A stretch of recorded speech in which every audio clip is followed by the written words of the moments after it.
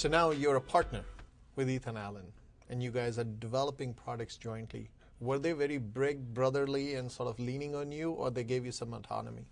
Well, the chairman of Ethan Allen, the co-founder, was a great, great individual, and of course became a role model. I learned from him. But he had made the joint venture with me without telling his people. So now I had to work with the people rather than him, the merchants, the buyers. So I realized very fast that the only way I would be successful is if I help them become successful. I mean, that's a very basic principle that people somehow think that you'll be successful and others are going to help you become. I think it's if you make others successful, then you have a chance of becoming successful.